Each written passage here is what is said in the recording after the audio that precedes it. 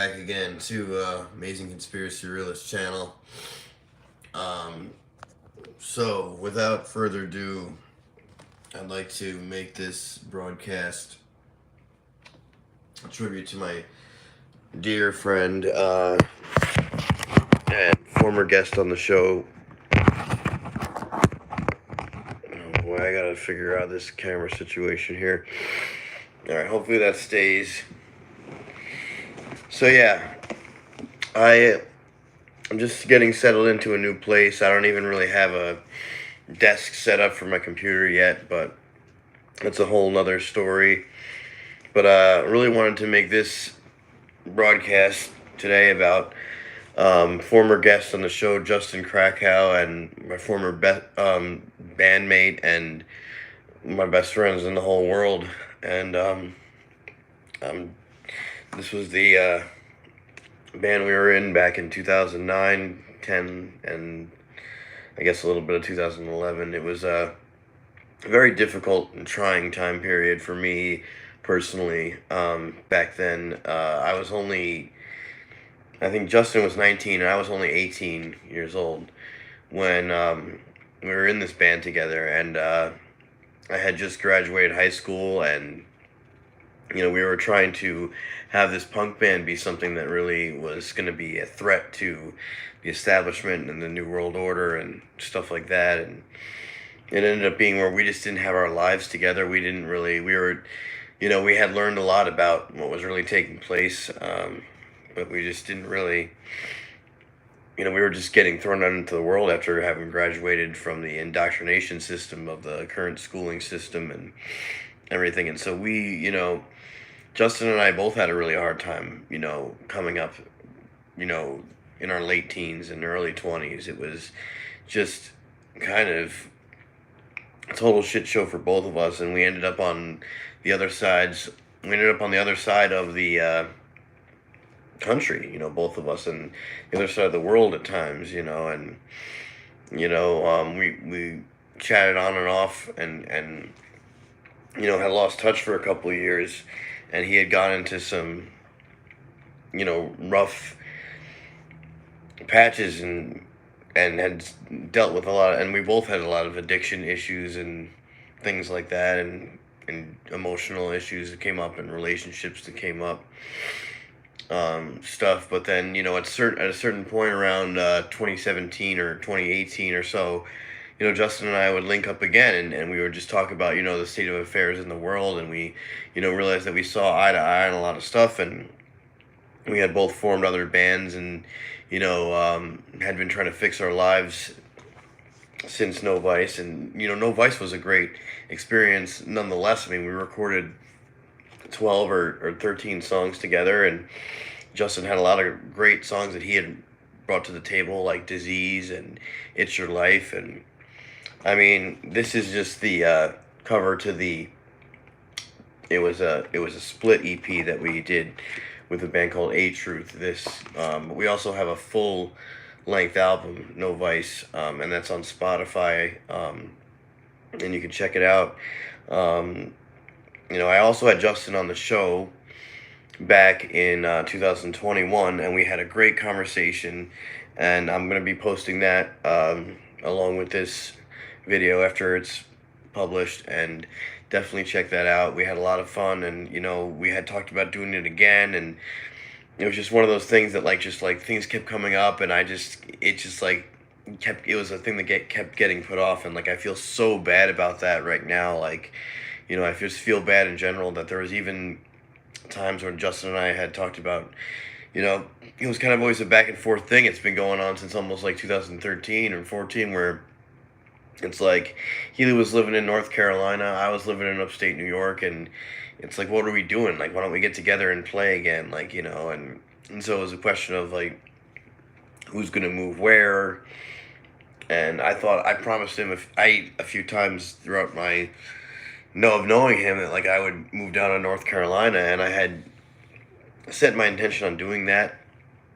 But then I had ended up meeting a whole bunch of people, and friends up here in upstate New York, and a whole music scene formed up here, and A lot of great friends came together, and I wanted to, eventually I wanted to him to be a part of that and see if, if he had nothing going on down there, if he wanted to move up here. So we kind of would go back and forth on it, not really arguing, but just never really fully coming to a conclusion on it. And it's just, so I feel bad about that. Like, I feel bad about, like, at times promising Justin that, like,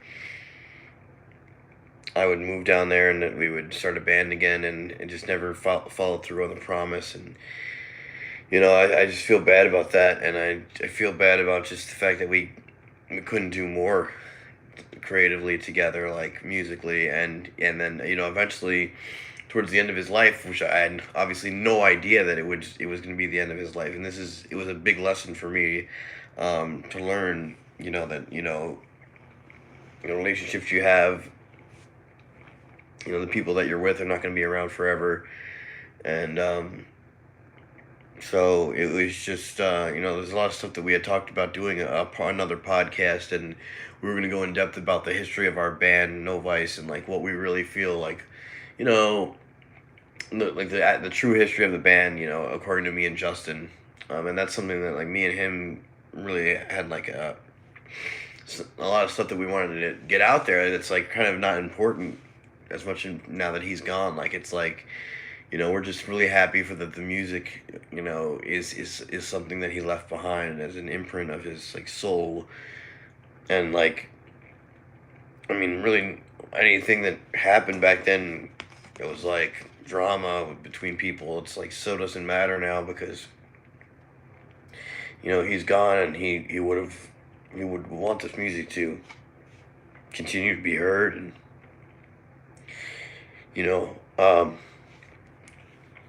and so, yeah, I wanted to just do something, for him, other than just repost the video we did together. That's something I really wish we could have done also, again. But I know that he wants me to continue doing what I'm doing here and with my music. And the crazy thing about it is, when I found out he passed away, it was the same day as one of the shows I booked. I've been booking shows around, punk shows around my area, and I found out as I was running around, trying to answer questions from bands and people that were helping me out and putting the show together. I'm just running around like a maniac, trying to figure things out and juggle like 5 different things at once. And I look down at my phone, and I see a text from my brother, and he says, "Hey man, I'm sorry about your friend Justin."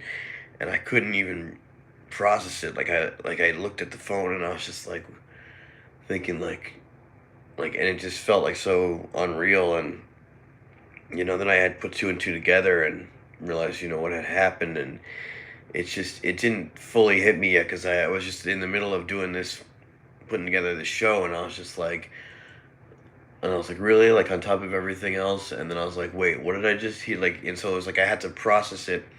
And so I took a break. I walked off from the set of the show I was putting on, and I gave Rachel, the lead singer of No Vice, a call. I hadn't talked to her in years, and she had told me what happened, and we both were just. She just said, like, if there's anything you need, just give me a call. And she was nice enough to send this funeral card. I know that I couldn't afford to get down to the funeral and stuff like that, and it was down in North Carolina and stuff. But Rachel was there for that, I guess, and sent that to me, and I appreciate it. And I'm on good terms with her. And this experience just helped us. It's just about remembering Justin and the impact he had on our lives. And so,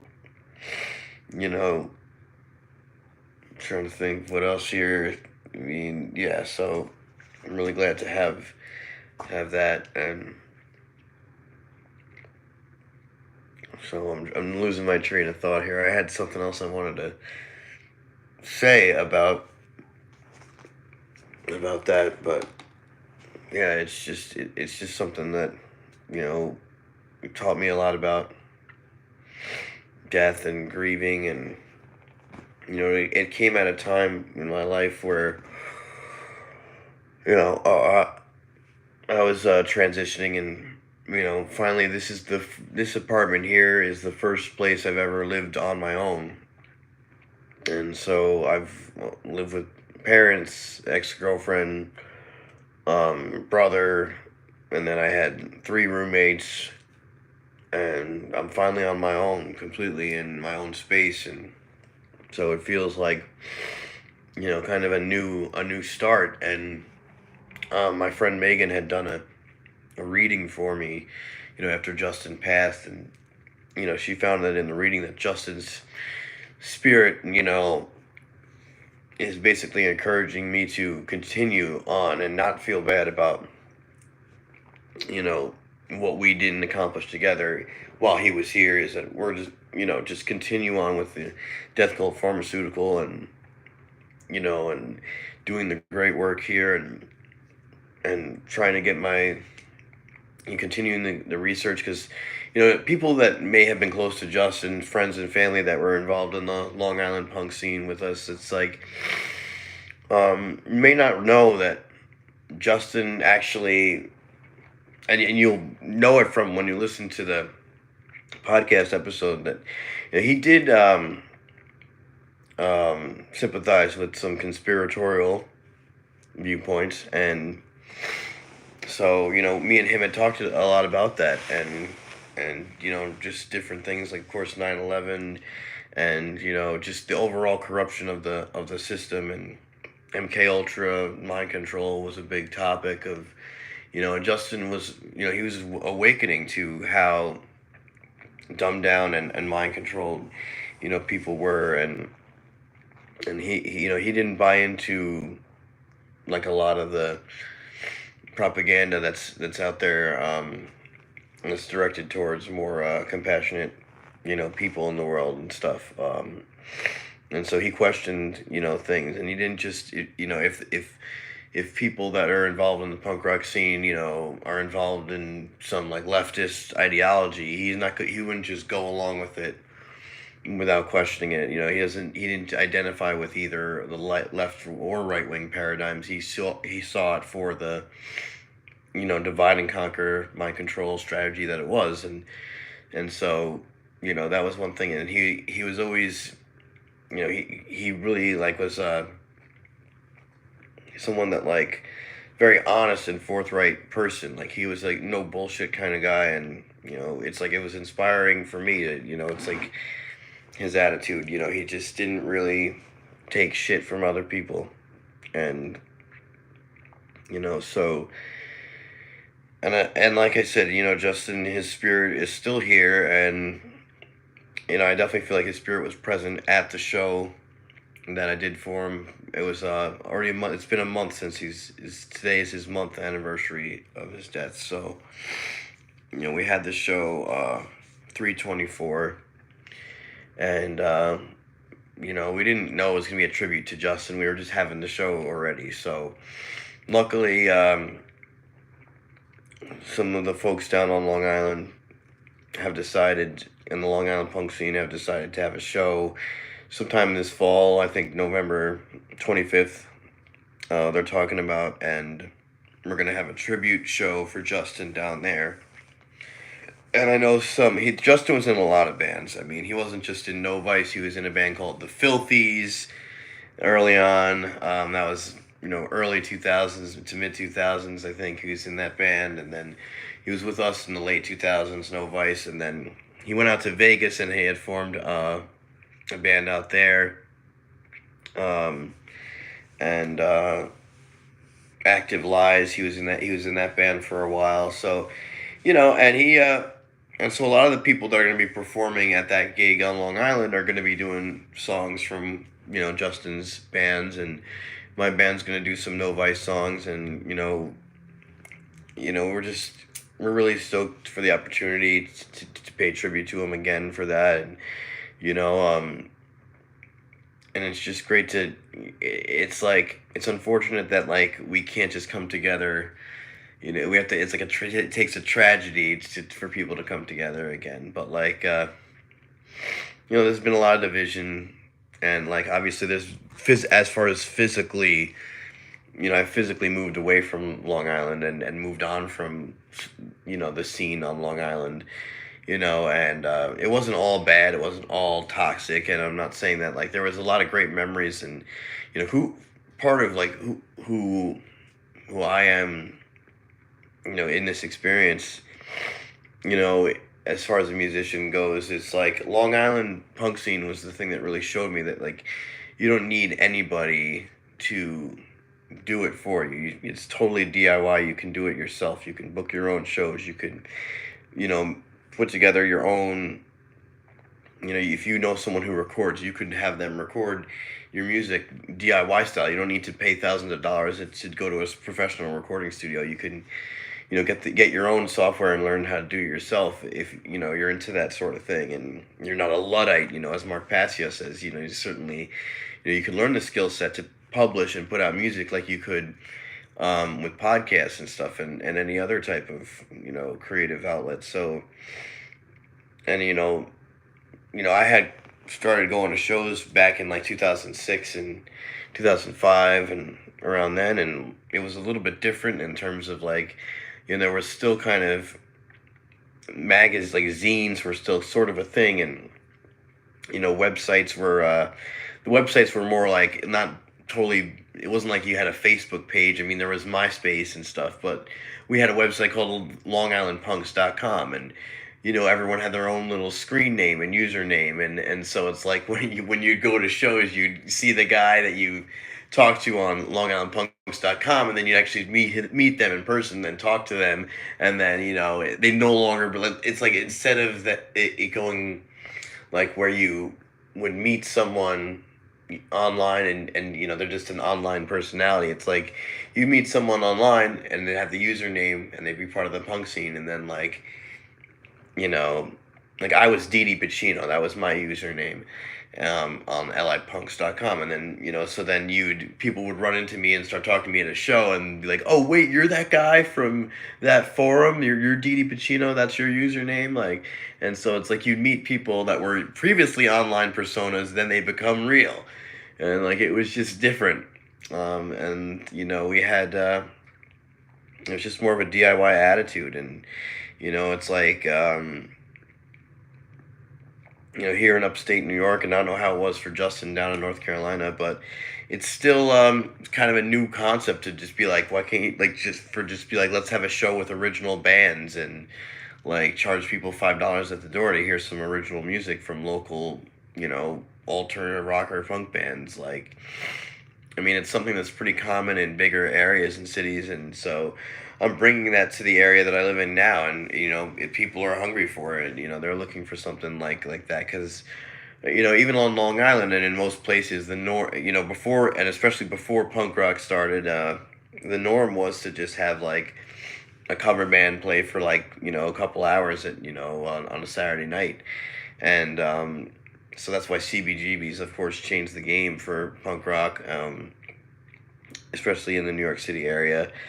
It's just because then CBGBs was a place where they were allowing original bands to play, and develop their own local following based on their own merit and their own music and stuff. So that was just it's something that's like it's still spreading, that whole idea. It's still spreading to places that because in the 70s and 80s and 90s, and punk rock had spread throughout the world in major cities, and now it's kind of spreading to places that like haven't even got to it, like places like where I live in upstate New York, where you have places like Washington County where it's all the way where there's this like farmland, and it's just there's nothing out there. There's never been a punk scene out there, or in the northern Lake George kind of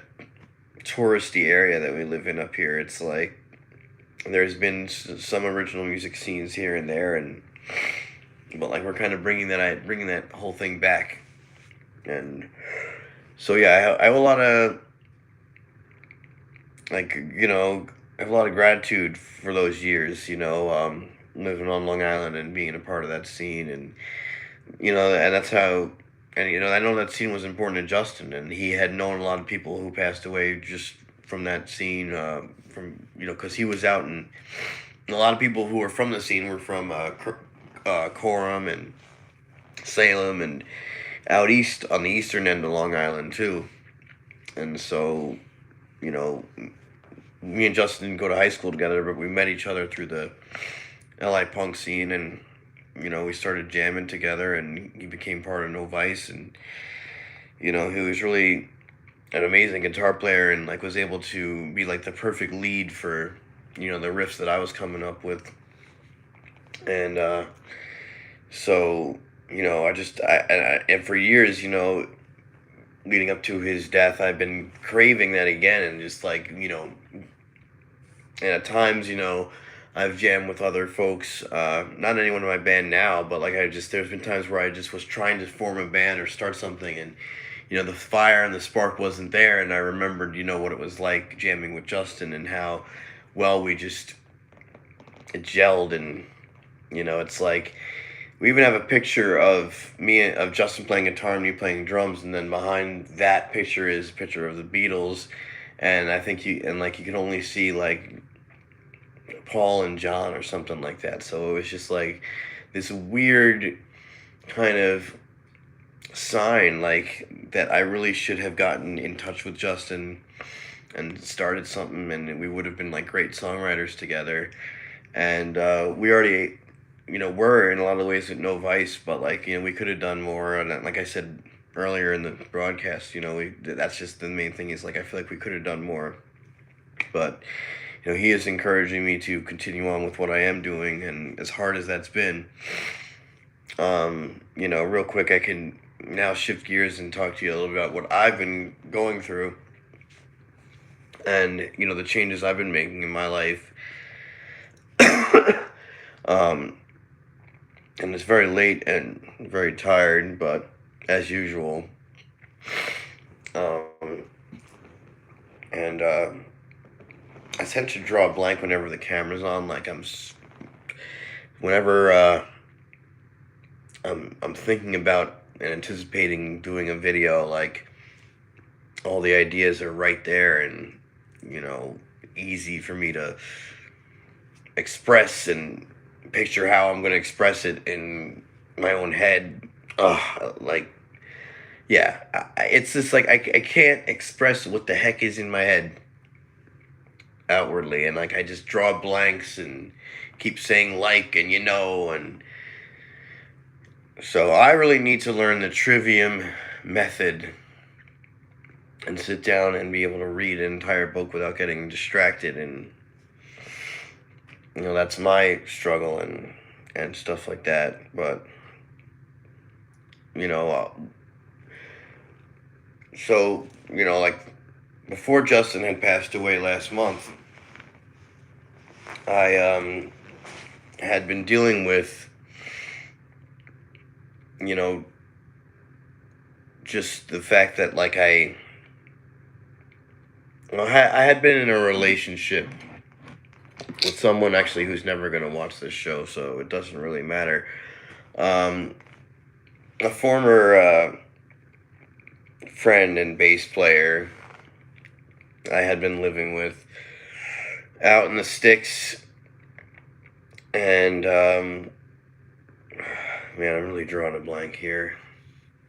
Like, okay, so yeah, you know what? I encourage everybody to check out the episode I did with Justin in Beneath the Surface was the name of the series, and definitely check that out. And thanks for checking this out, and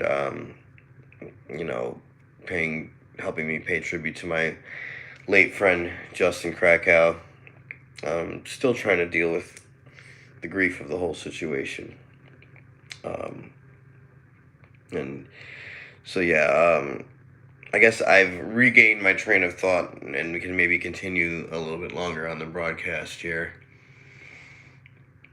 So yeah, I mean, I've just been dealing with the fact that I needed to be more independent in my life. For some reason, and as I've documented and shown, um, that there's been a lot of blockage creatively for me, um, especially when it comes to doing the podcast and not so much with research, but yeah, and developing the skills to become a better broadcaster and you know figuring out my finances enough to where I can afford to do something like Mark Passio's seminar without breaking the bank, and you know prioritizing things correctly so that I would be able to afford something like that along with my other bills and responsibilities and things like that.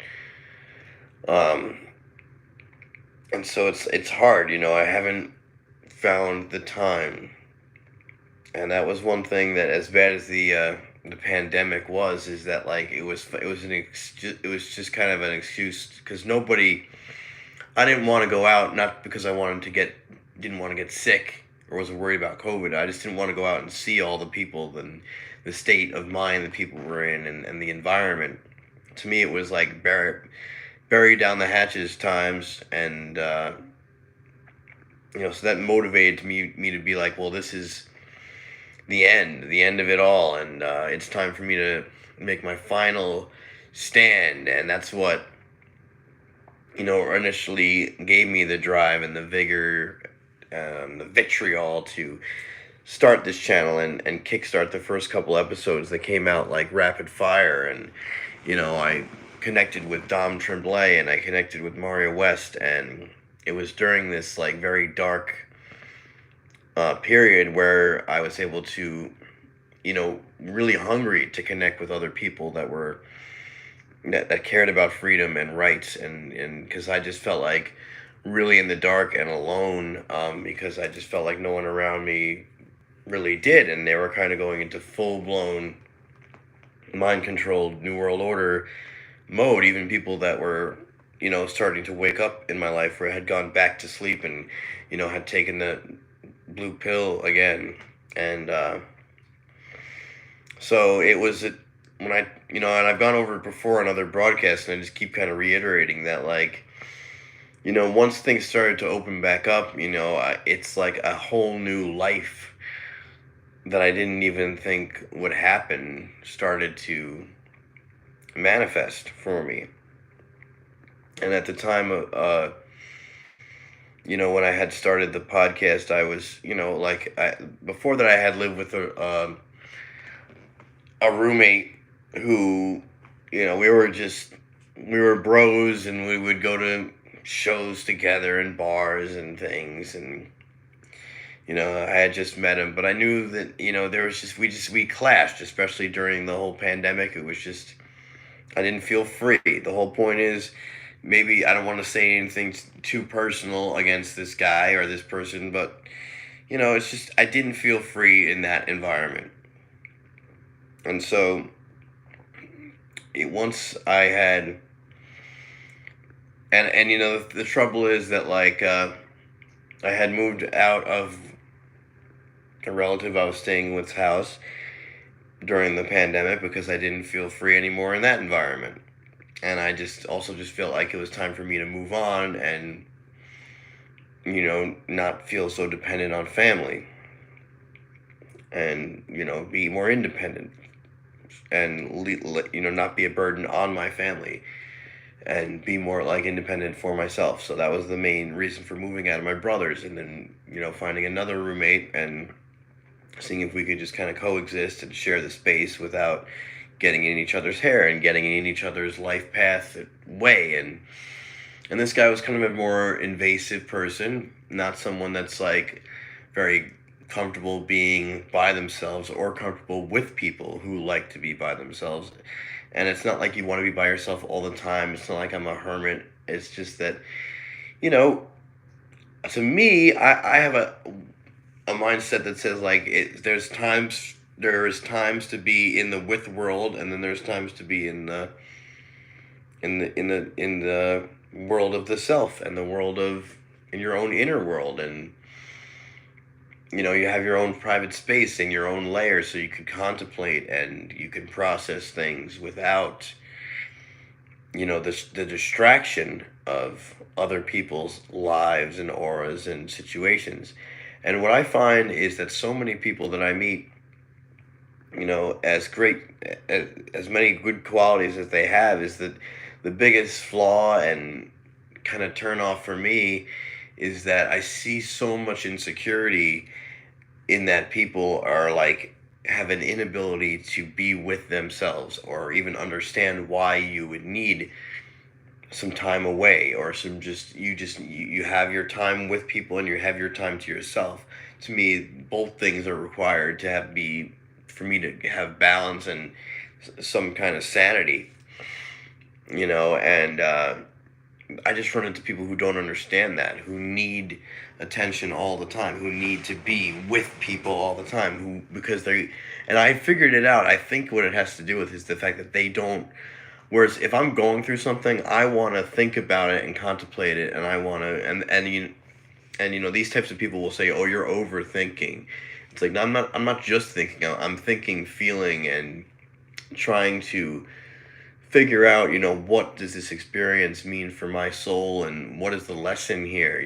That's the main thing. That's what's doing the shadow work is all about. It's like I can't help but do it, and look at my life situation and contemplate things and assess where I'm at in my journey, and how I'm being treated by other people is. What kind of relationships am I attracting and why? I like to look at all these things, and you need time alone to figure these things out.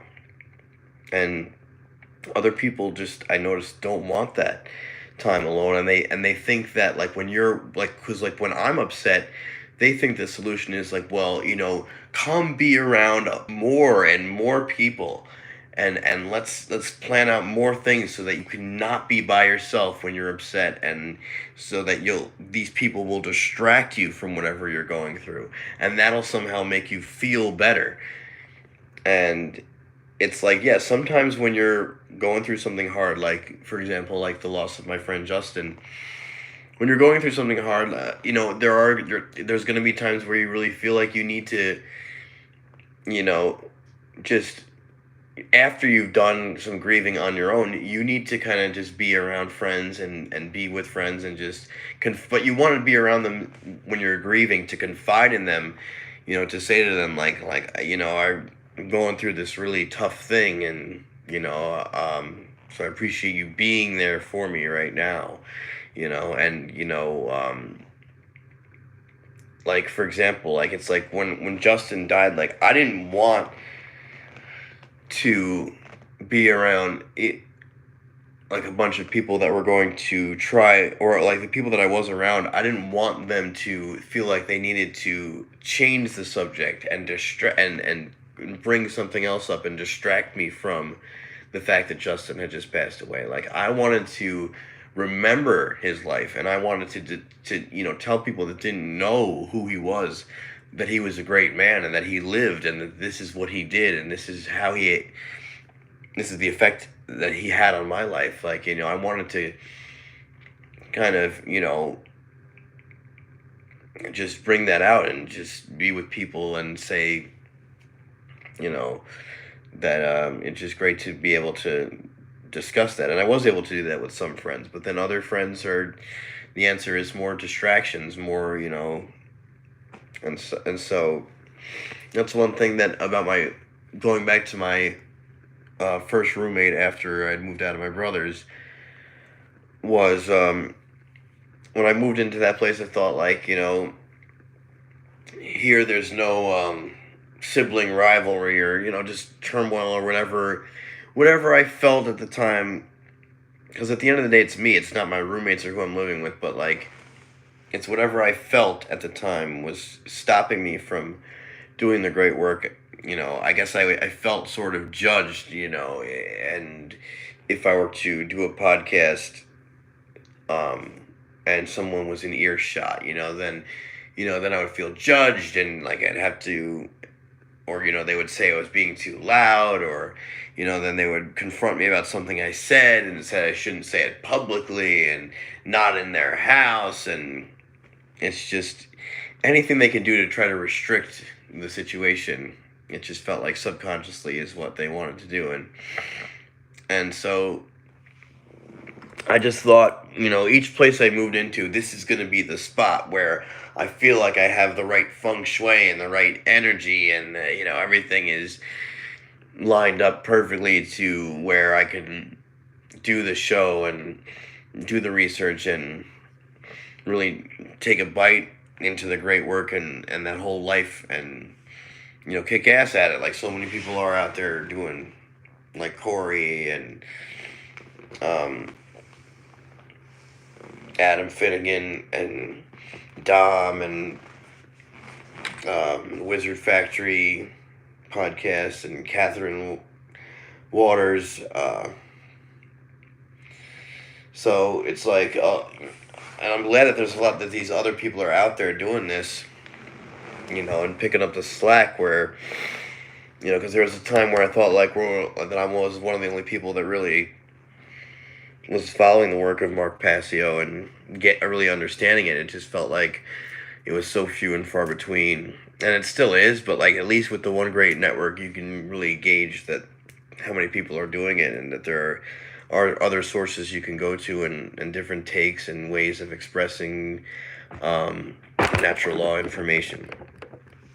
And so, in 2020, in the midst of the pandemic, over the summer, I guess, I thought that the situation may have been getting better, and I thought that the person that I was moving in with would be a little bit more easygoing, I guess, about it. Because I had him in my mind as a libertarian type of person, but he really wasn't too easygoing about it, and he was it was just very kind of egg-headed mentality, and not willing to see, the forest for the trees kind of thing, and kind of stuck in this like box, and I never thought that like the mentality of my roommate should never affect like what I do with my life. I mean, and the fact that I let it affect me is my own shit. But like, at the end of the day, auric fields,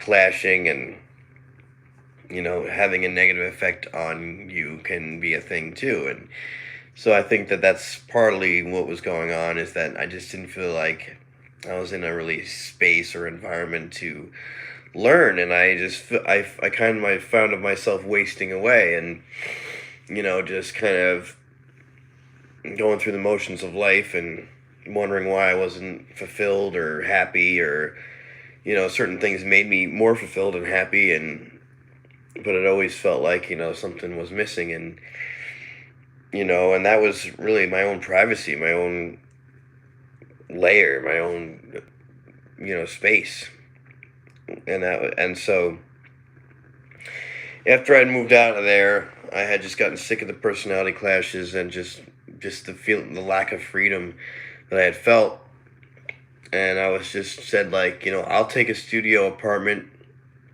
out in 10 minutes away from where I normally live here in Glens Falls, and it'll be great, and at the time I just thought like, because things were different, before rent was way cheaper, and so I was able to get a 1-bedroom apartment back in 2014, $650 a month, everything included. Now, and in the past couple of years, it's like, it's way different than that. You could get a studio apartment that's way smaller than a 1-bedroom, and you're lucky if you could get that for less than $1,000 or $900 a month. And so, but back in 2020, around the I guess it was the fall of 2020, I had moved out of my first roommate's place and I had wanted to move into a studio that was 650, everything included, way smaller than a one bedroom, but still thought it was a pretty good deal. And then, then we're gonna get into the second roommate here, and he might be watching. He probably wouldn't be, and I don't have anything personally against the guy. It's just, again, I just felt like it was a time where I didn't listen to myself when I should have. I listened to him, my other second roommate, and he talked me out of living on my own and getting my own place, which is, it's easy when you're in that state, when you're trying to do something new that's outside your comfort zone and a little bit more responsibility. There's a little bit of fear that goes along with that. And so, it was like the idea of paying $650 a month, everything included, whereas if I had lived with the second roommate, which is someone who is not blood related, but we still are like family because we have family ties.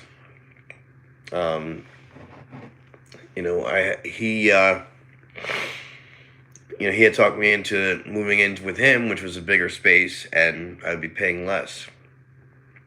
And that's where I started the channel, and it was that apartment and that space that I initially started the channel. And that was a relatively good space for me to do it in for a while.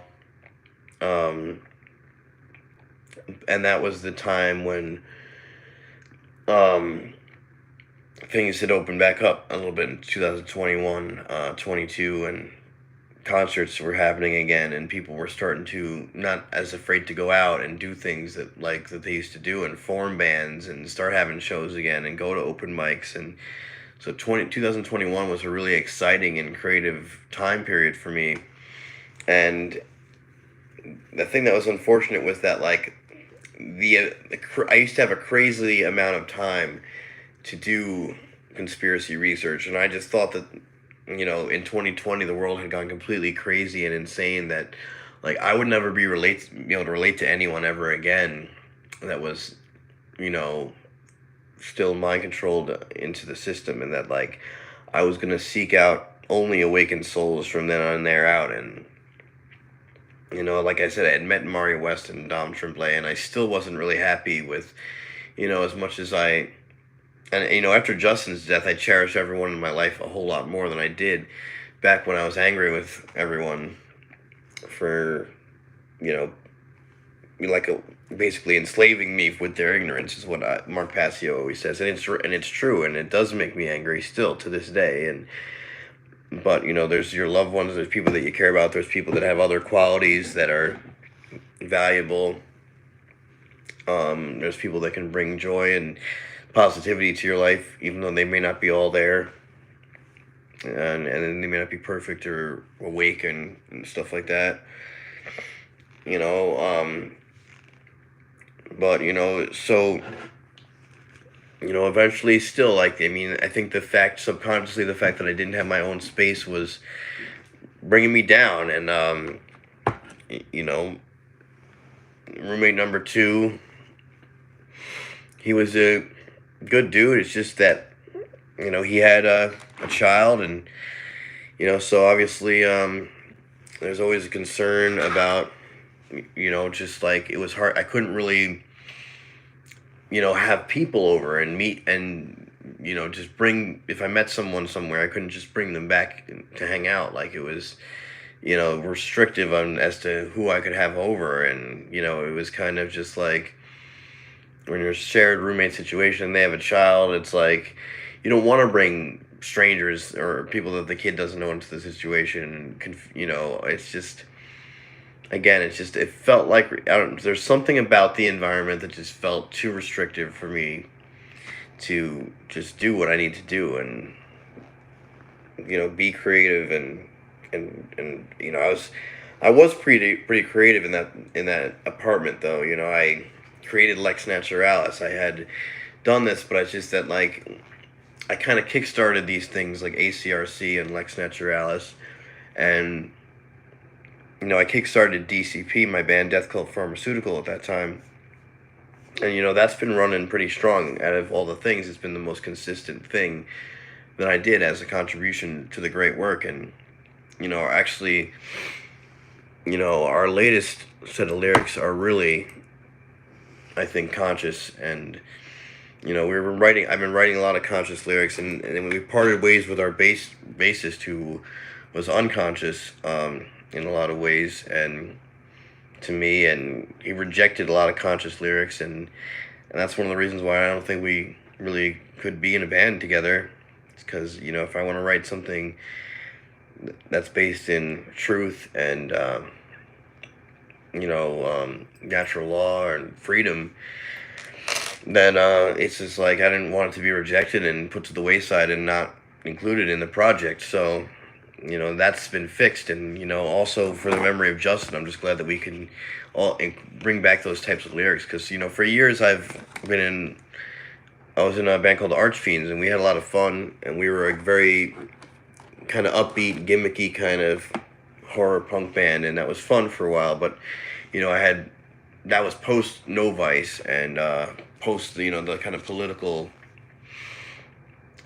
consciousness punk phase, and I wanted to get back to that. And so with Death Cult Pharmaceutical, I feel like it's like really getting back to the roots with that band. And we have lyrics for the song Insane World, and I could share them with you right now.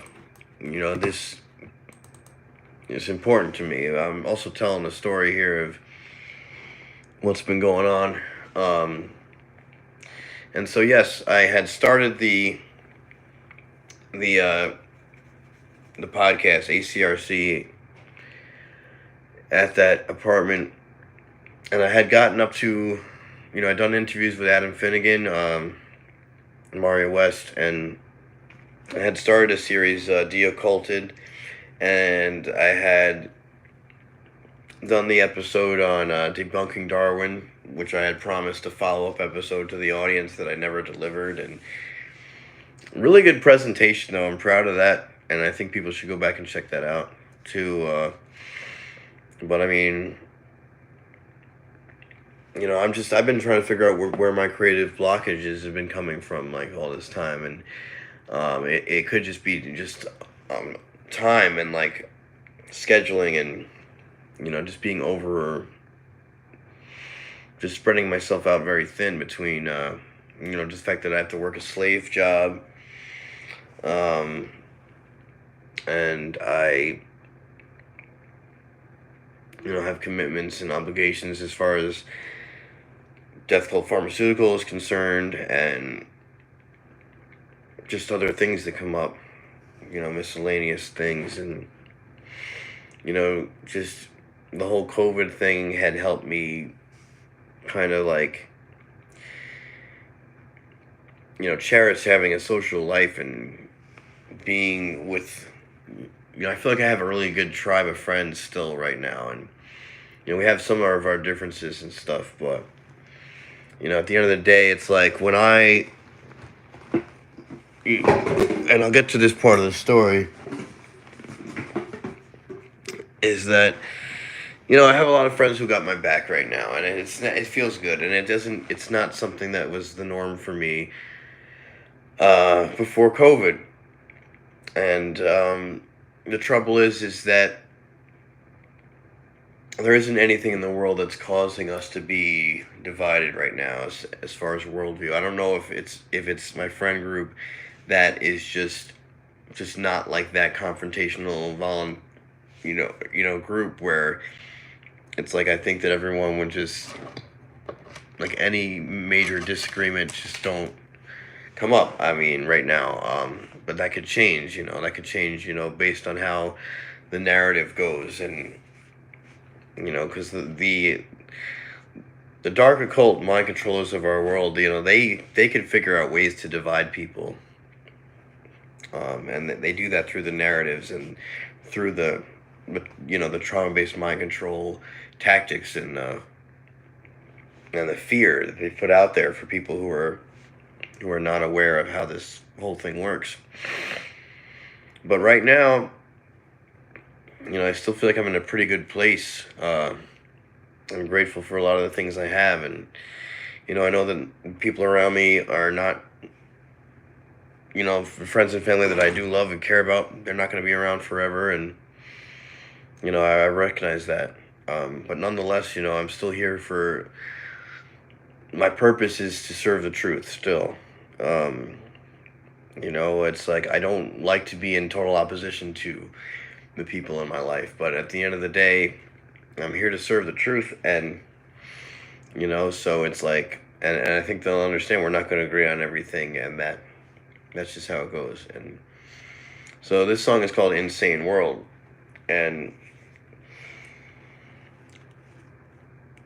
so this is just an example of how DCP, Death Cult Pharmaceutical, my band, I feel like trying to,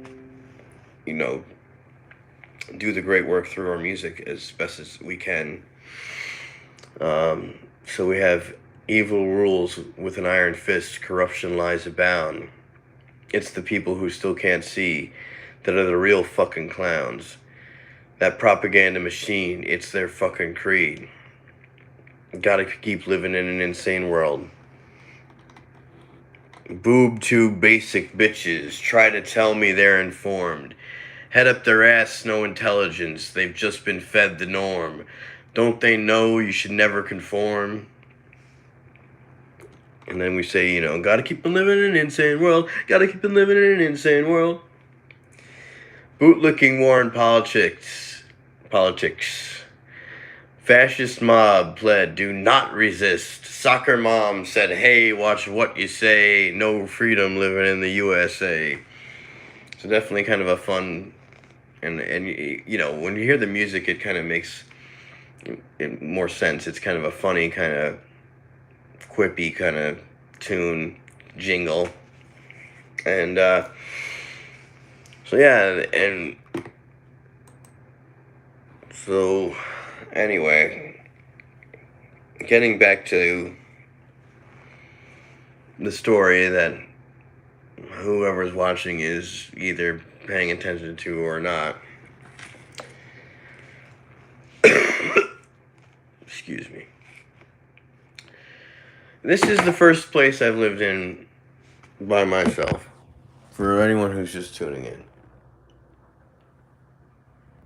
And I'm pretty proud of myself for finally just getting out of my comfort zone, and just because you don't pay a lot in rent and have a roommate doesn't mean that it's like you don't pay a lot in just the fact that you lack independence. And there's just something about having your own space that it just feels like a leveling up in my life. It feels like, I don't, and I'm so used to being restricted in my expression that like I have to get used to the fact that I have now room to be free and to do the things that I want to do, and be as loud as I need to be on this podcast, and be as forthright and not hold back, and be self-conscious about what the person in the next room is going to be thinking, or if they're going to try to distract me, or if I'm going to end up having to do them a favor and get away from what I was doing before. Because it's just like I like people, but they have this way of making me forget what I was about to do or say. And it's just what happens is like I lose train of thought when it's like someone is standing behind me while I'm trying to. I could be doing something that I do every single day, a routine thing, and as soon as someone starts standing behind me and looking at me, I'm not thinking about what I'm doing anymore. I'm just thinking about the fact that they're just standing there, and it's just so invasive. And so that's something that I need to just work on. It's just like today at work, for example, it's like I just can't. It's like the individual that I work with is just like always it's like I could be like in the middle of, doing something, or, in kind of a problem solving kind of mode, like where I'm trying to solve a problem, and I'm almost there, and I've come up with a solution, and then all of a sudden, like, they'll come at me with like a whole different topic that's unrelated, and we'll be talking for like 20 minutes about that, and it's not good. Like, it's just like there's just too much, and I can't really like blame other people, but it's just like I lose my train of thought when there's just too many cooks in the kitchen. And so, I needed this, and I'm with my other, so continuing on with the story, um, I had moved in with roommate number two, and 2021, and, things started, I kicked things off, but then, it's just like, I had started the channel and spent a lot of money and resources on software like Adobe software and just different things, Facebook ads and I couldn't afford it all. The thing is, I had spread myself out too thin financially, and I'm not going to say that I had drug problems, but I had spending problems, spendthrift problems. Um, like, and kind of got in a little bit of a psychedelic sort of mode, at the start of the channel, banging out those first few episodes, really getting into the ideas that were being discussed, and expanding my consciousness and using psychedelics to do so. But then, of course, the addiction part of me kicked in and did too much of that, and just too much, kind of being in my own world and tripping and loving just the fact that it was kind of this in-between period where I didn't really know anyone. Like, I was just starting off working at where I work, and doing it to support the channel, and not really knowing anyone that worked there, and taking psychedelics and just kind of hanging out and doing tarot and doing the stuff for the occult and the channel, and learning about the occult, and just getting so much more enlightened, and using psychedelics partially to do that, and then using psychedelics for pleasure and for fun and stuff like that. And so 2021, even though I had started the channel and kicked it off, it kind of became like, as things started to open up, I just became more of a recreational person, and there's nothing wrong with that, and it's something that I had been missing from my life. Even before COVID, I had been missing like the recreational aspect and friends, and like, and I knew I'd missed out on that, like, and so when I'd hear Mark Passio say, the goal in life is not to make friends, it's to speak the truth. I was like, all right, well, fuck yeah. Like, I don't really have any friends, and I have nothing else to do but speak the truth. And of course, once I started speaking the truth, publishing my own work, the universe, shined down upon me and rewarded me for my courage with friends. And that's a whole new set of challenges. Now you have friends that you like, and of course I had Justin. He was a friend, but he lived far away. Like I said, when we started the broadcast here, I explained that whole thing. And so for the first time in a long time, I guess you guys say I had friends that I could trust, around me. I had friends I could trust that were vetting out other narcissists that would come into the group, or at least doing the best that they can at that. And so just people that again, felt like I had been around enough people that I felt like I couldn't trust, or, maybe if I could trust them, living with them was very restrictive. And so I had been around people that I felt, positive about. One of the things, though, that I had trouble with is just the fact that, and it's something that No Vice had trouble with too, is just some people, when they get drunk or they have a couple beers, they just want to be a dick to you. They want to be an asshole, and they think that they're just being this critical coach, this critical life. There's a difference between like a critical life coach who's trying to help you, and a drunk asshole who's just giving you shit.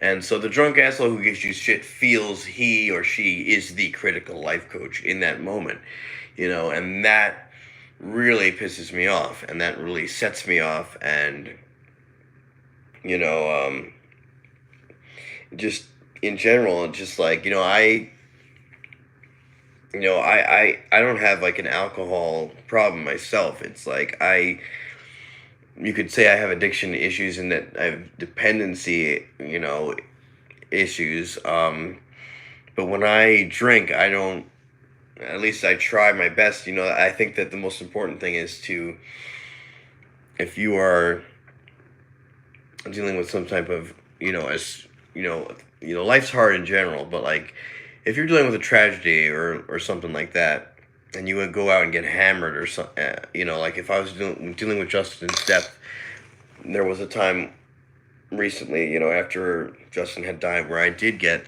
a little bit,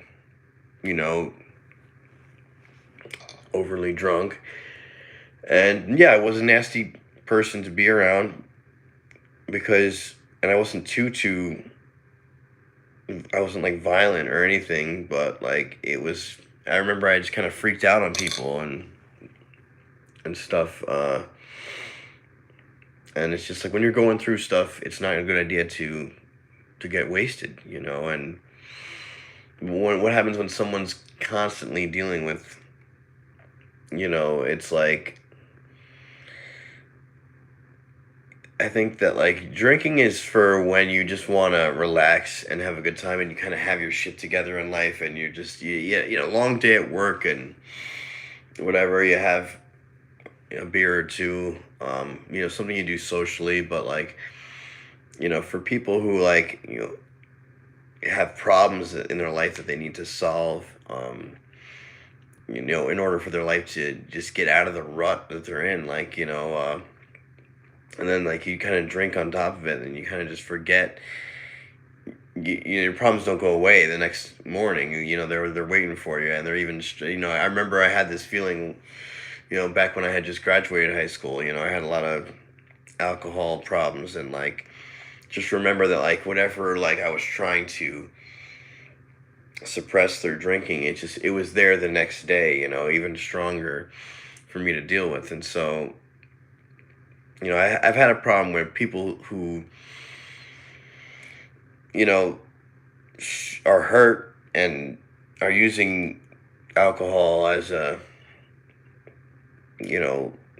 therapy. Like, it's just like they end up getting in this blackout mode where they are just completely, because it's like when I drink at a certain point, like if I drink too much, and like a lot of other people, it's like there's only so much I could drink before I just pass out, because I'm just so tired and so drunk that I just need to just pass out. There's no, I can't stay up any later.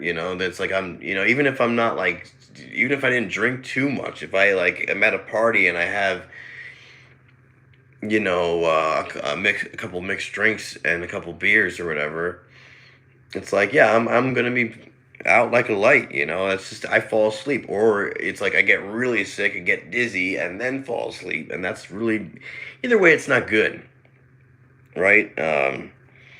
But some people just can keep drinking, and they stay up for, it's like almost like the drinking, it's like, are you drinking coffee or are you drinking beer, because you're like super wired and you're awake, but they're still drunk, they're still just being an asshole, and they're being like ruthless, and they're just not being themselves, and they're like being destructive. And it's almost like you have a really out of control kid who's like in kindergarten all of a sudden, and like you think that you were with an adult before, but then this person just turns into an out of control kindergartner, and then you realize how many other out of control kindergartners are around you and this person, because Or, you have these clueless people who are just never seen anybody in this state and have no idea what they're dealing with. So they're trying to reason with this drunken beast of a person that they're coming across.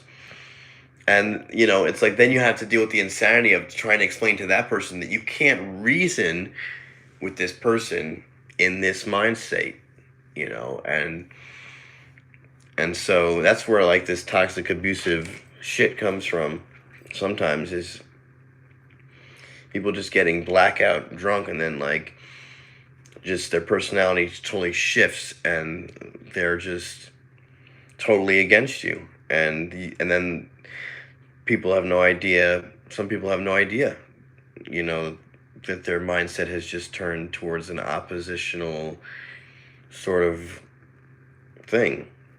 And so, and then like when it comes to other things with alcoholism, it's just that if someone you're dealing with is an alcoholic that you're living with or whatever, they're eventually gonna not pull their own weight. And so if you've had agreements as far as who's gonna pay for what, and what's going to get covered by what, or your initial move-in agreement is like, yeah, I'll pay $450 rent and I'll give you $50 for the electric, then once that person can't pull their weight, it's like, can I borrow some extra money, or can you pay a little bit more, and then it just becomes, and then it's just like, so it's like I've had roommates, it's like they don't clean up after themselves, and like everything's always kind of a mess unless you clean it yourself, or and so it's just I've had dealt with, and it's either the type of roommate I have is like, and I don't want to sit here and complain about roommates all day, it's like, it's not even just roommates, it's friends. It's like for the past 10 years it seems like I've been dealing with a lot of these this is kind of almost like it's part-time narcissism. It's like only when the person is blackout drunk is when you see like the worst in them, and they try to bring out the worst in you. And so I've dealt with certain personalities that are like this, and it's unfortunate because like you want to be their friend, and you want to you want them to be that person that you do connect with, but it's just like every night sometimes, if they have a severe problem, they're going to just turn into this other person for a while. And it's just not fun. And then it's just like I spent a lot of time dealing with other people's problems and trying to solve other people's problems. And especially with the people who can't ever be by themselves and deal with their own problems. And it's like, they expect you to just be there in the social milieu like all the time. That's where they live. That's where they want you to live. And people will try to talk you out of, if you vocalize too much of what you're trying to accomplish in life to people that don't understand why you'd want to do something like the great work, or even understand what it is, like their first instinct is to just talk you out of it. Even if they don't realize that they're doing that, they're coming at it in a way as if they're trying to talk you out of it or give you pointers on how to do it better when they don't even know what it is. And so, eventually the second roommate situation, it just became too much of a, I felt cramped for space. And, again, and I just felt like, I just don't want to, I shouldn't be maybe airing this all on live air here. It's just,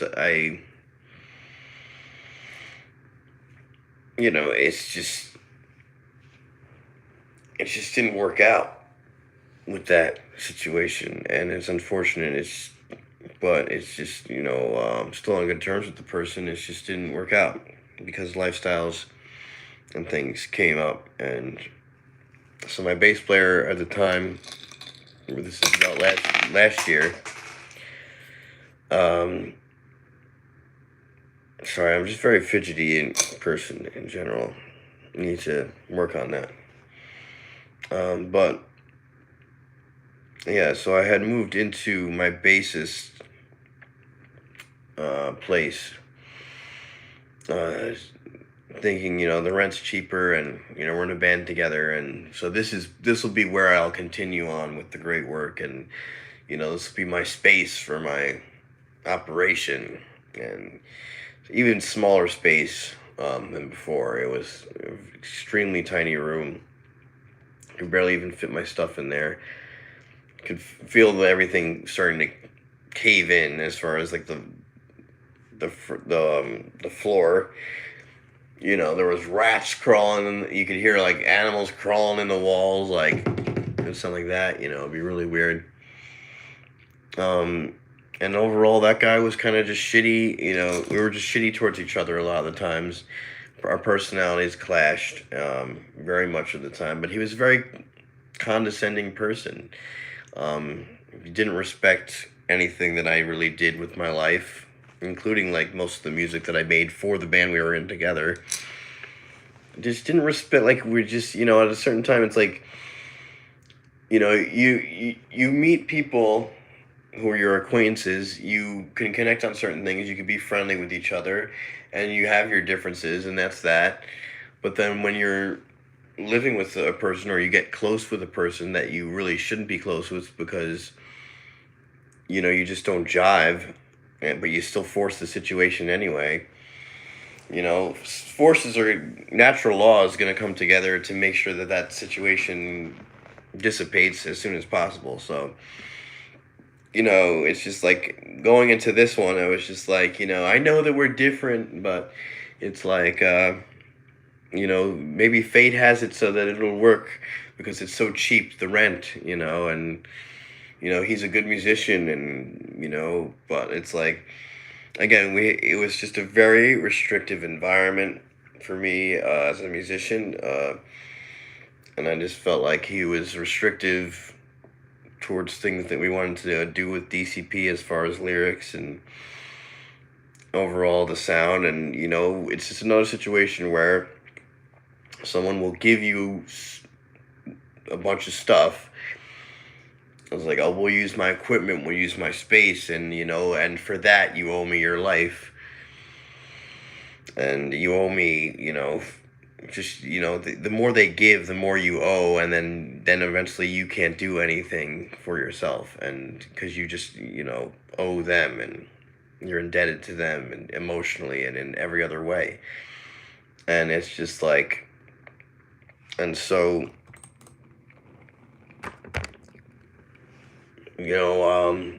plus I'm bisexual, and I normally am not someone who gets. I'm not for cancel culture. I'm not someone. Most of the time the LGBTQ and I are not on the same page, because they're materialist atheists, and they buy into propaganda put out there by the mainstream media on just about everything with regard to what it is to be human, what gender is, and everything. So, normally it's like, I wouldn't say like, oh my God, someone's homophobic and they're treating me like shit, and I'm a victim. I'm not. That's not who I am. But at the end of the day, I think people in the conspiracy and truth freedom movement need to realize that, like, even though the idea, like, there's a lot of like left wing nut jobs out there pointing their finger at everyone, saying you're a racist, you're a homophobe, you're a transphobe, you're this. The fact of the matter is that, like, what they're doing is also harmful, because it's like a boy who cried wolf situation. It's like, when everyone's racist, when everyone's homophobic, when everyone doesn't understand, the whole thing with transgenderism, it's like, then the people that actually are the bigots are like not even seen as such. It's like it all blends together.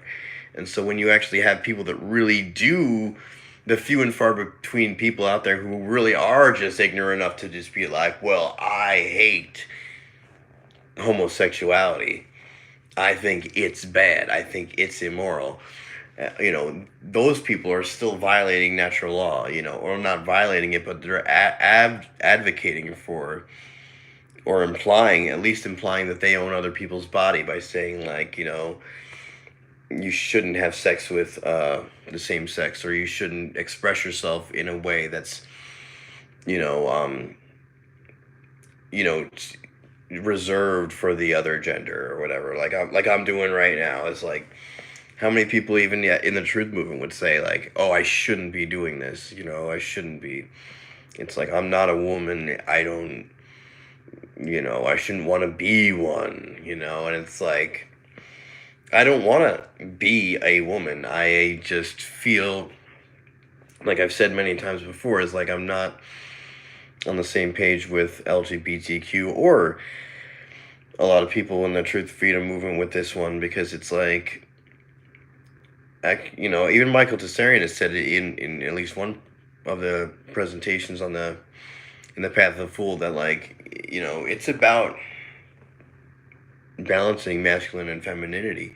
And if you choose to have an outer feminine expression as a man and are still balanced internally, then you're all good. If transgenderism helps you balance yourself psychically, and that's the thing that you need to do personally to do that, then you should transition. So the whole point is, going back to it, my old roommate, but roommate number 3, is that he was homophobic. And I, being the person that is about freedom and freedom of speech, is like, well, he doesn't have to, agree with what I'm doing and stuff like that. And he's not like totally like homophobic. He's like, the type of person that would say that like he's not homophobic, but it's it's just he couldn't stand any just kind of just giving me just making implications about homosexuality and weakness constantly, and trying to imply that like being straight is strong, gay being gay means being weak. And this has always been like, this is such a misconception. It's like the gay men, some of them that I know, it's like they're way more masculine than straight men that I know. It's like they're way more driven, they're way more sure of themselves. They are, even though a lot of them would hate Jordan Peterson, even my trans friend hate someone like Jordan Peterson, couldn't stand him. But then it's like, you look at some of the people that I know personally, it's like you look at what they're doing with their life and the way they live their life, and like they are like doing the 12 rules for life,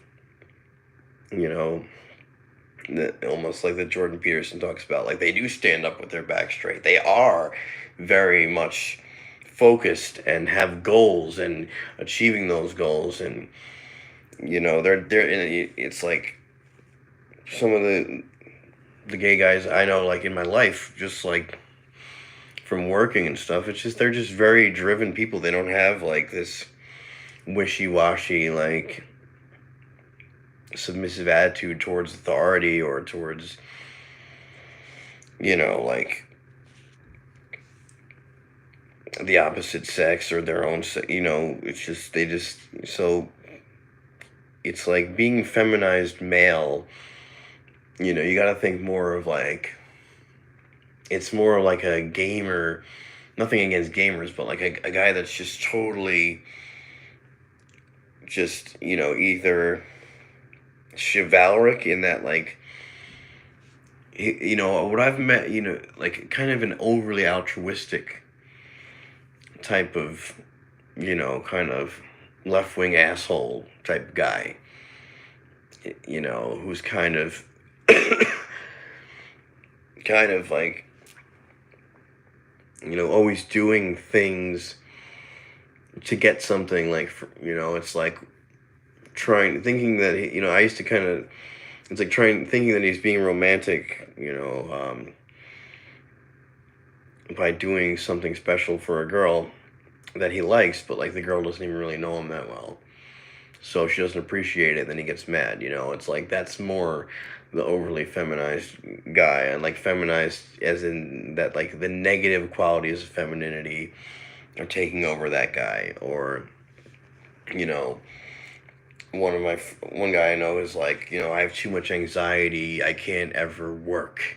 Like, I can't do any work ever because I have anxiety.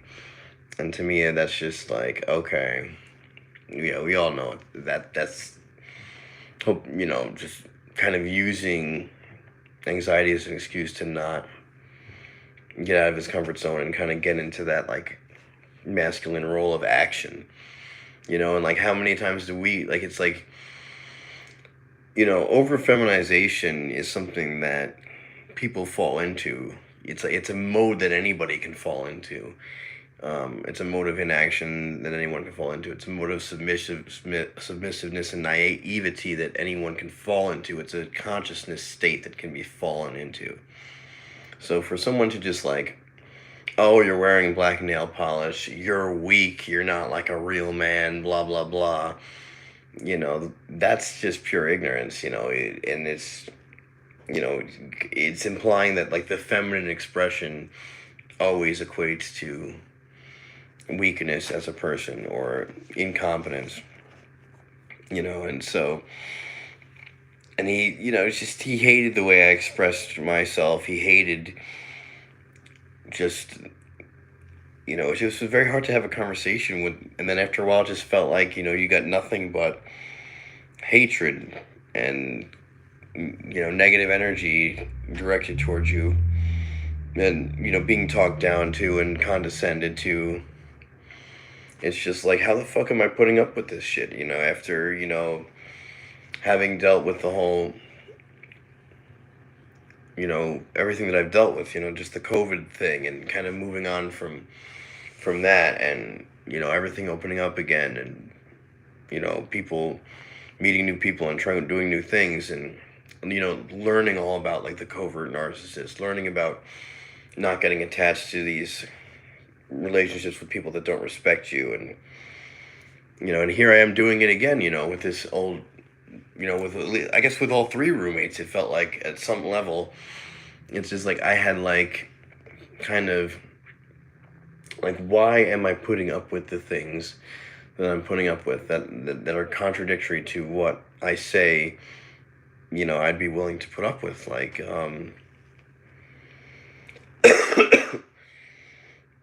so it's like, I knew at a certain point that like they would try to convince me that like there's strength in putting up with the bullshit, but there's strength in saying no. There's no strength in like putting up with shit, and taking shit from people that you don't deserve. There's strength in saying no more. And so prior to Justin's death this year, we had parted ways with my roommate and bass player, and basically I had to move all my stuff out of what became a toxic environment. I had to do it relatively quickly, and with really no place to go. So it was kind of a traumatic experience for me to just kind of, I had just set up shop somewhere. I had, my things, valuable things, and, things that were spiritual value to me, and, my computer, the ARC drive, all of my stuff that had my work on it and my research on it and my music on it.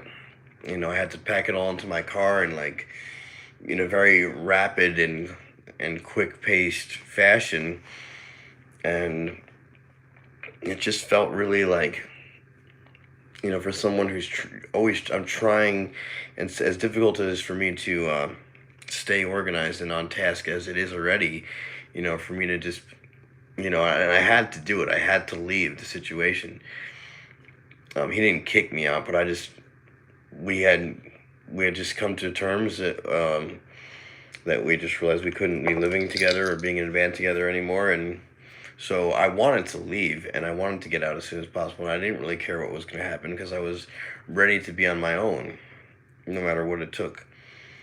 So I'd moved everything, into my car, tried to organize as best I could, but I was having another person help me who has disabilities here and there, like challenge of some sort, and so, and I'm not blaming this person. I mean, Adam, thank you for helping me move and everything. It's just that we both were kind of rushing and moved everything really quick, and it's like I had cosmetics mixed in with just other items, and it's just like all my shit was just thrown together in such a hodgepodge of disorganization.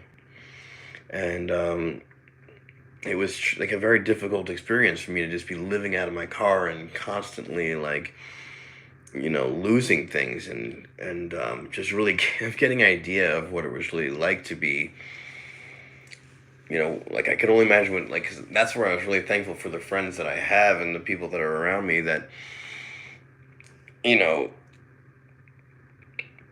it's like, because it's like I got an idea of what it was like to be full blown, like they stopped me from really experiencing full blown homelessness. Like, I got somewhat of an idea of what it was like just because I had to live out of my car and like kind of, I'm digging through garbage bags that like, is this the dirty laundry garbage bag? But then this is the other garbage bag, or this is the dirty laundry bag, and this is the other bag, and it's like I'm in my car. I have all my shit in my car, and I'm like have like every door open, trying to organize it or find something, or it was just a very stressful and emotionally chaotic time. And just thinking like, you know, it's just like I could have lived on my own this whole time and just have maybe saved more money and not got talked into a phone plan that was ridiculous and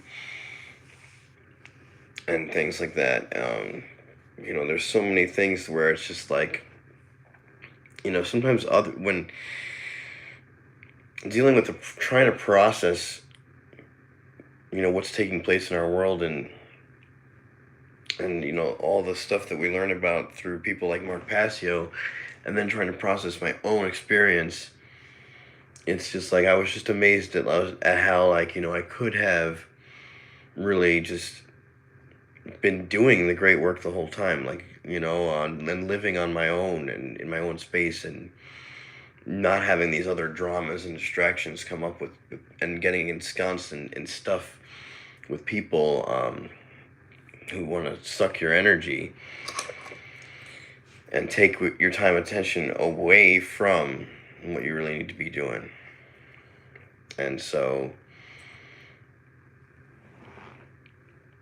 shit, man, this is a long broadcast here.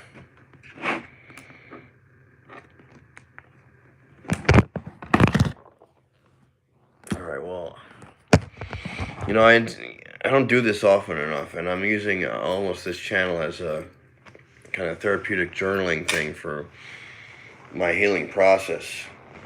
And so, long story short, I'm here now, and I had friends help me get through that, period of moving out of that toxic situation. Finally realizing that, it was worth it to pay more money to live on my own. And, I'm indebted to things like Adobe, and like, it's like I couldn't afford the service, with other bills and things. And I ended up somehow getting two accounts with them. And then they want a cancellation fee to cancel both accounts. And it's like, I can't afford that. And so it's like everything's kind of shut down when it comes to that right now. And it's just tough. I'm trying to build some type of financial life for myself, and it's like, I don't know if it's living a rock and roll lifestyle or whatever that has stopped me from doing that, or what. I think you can still be in a band and, do okay financially. And in fact, the band can help you. It's just, so I need to fix my shit and figure out what it's going to take for me to start developing better habits and just getting a better routine for myself, and just not being so lost in the weeds all the time. No pun intended, but yeah, so, but yeah, thanks for tuning in. I think that's going to pretty much wrap it up for today. I'm here now in a new space, um, ready to hopefully get back on the horse, you know, and continue with the podcast here and what I'm doing. And, I know Justin's, rest in peace, Justin Crakow, and I know he's here with me, and he will guide me through, the rest of this journey. He'll help be one of my guides and one of my inspirations to keep doing the great work and getting better as a person and as a teacher and as a student of that and of natural law. So, bon voyage. See you all soon.